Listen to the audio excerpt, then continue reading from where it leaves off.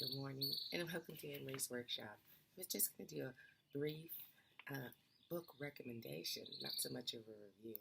We recently got a puppy in our family. My son has a new puppy called Cole. I think you'll see his picture on the thumbnail of this video. And I came across this book in my collection, Please, Puppy, Please. And it reminded me so much of Cole. And it's by Spike Lee and Tanya Lewis Lee, and pictures are by the wonderful illustrator Kadir Nelson. I think you'll really enjoy it. It's about a brother and sister team who get a new puppy and all the adventures that go on.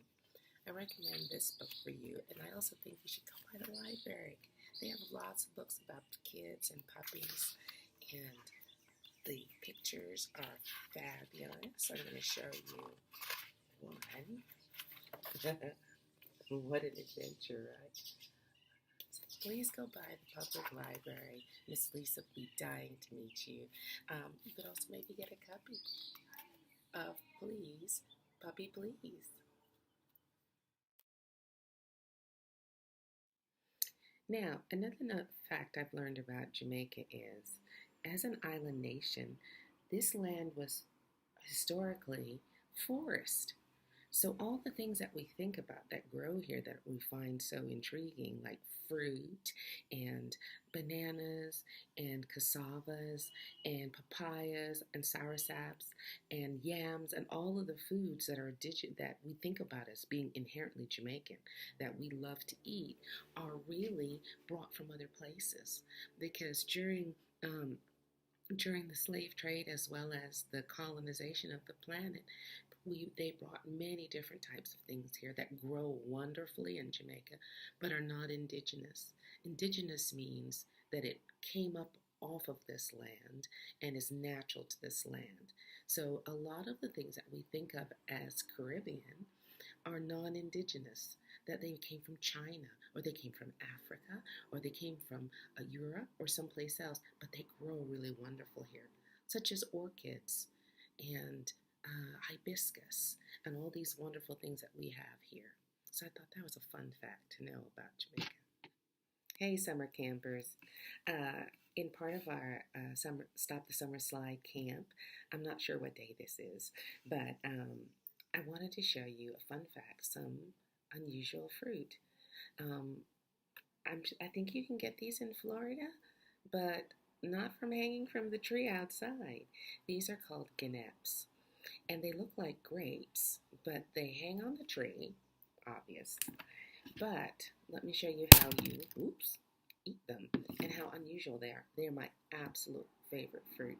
They bear between the middle of the beginning of July all the way through August. So sometimes I miss it, but a sweet lady brought me a bag yesterday, so I wanted to share it with you.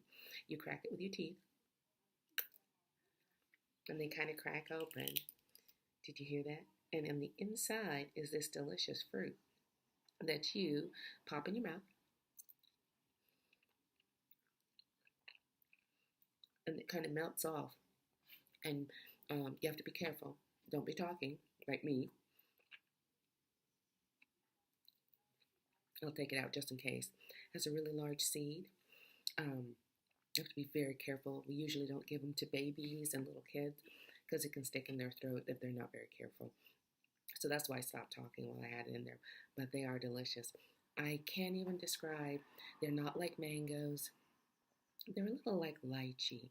If you know what lychee are, it has that kind of flavor, but a very soft flesh. But I thought you'd be interested to see that there's different fruit all over the world. These are guineps.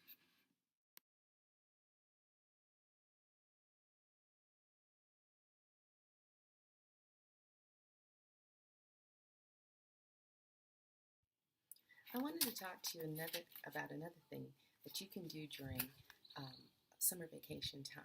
You can practice something called meditation. And you can look this up on the internet, as well as you can find books at the library about it. But I think it's very, very good to help you calm yourself and get ideas and just have a moment of quiet. And meditation doesn't always have to look like uh, chanting and breathing deeply and stuff like that. You can do different things. Like, I like to hang laundry. I also like to color. This is a wonderful coloring book that I got from the Dover company called Flower Power. I like these ones especially, but you can make your own.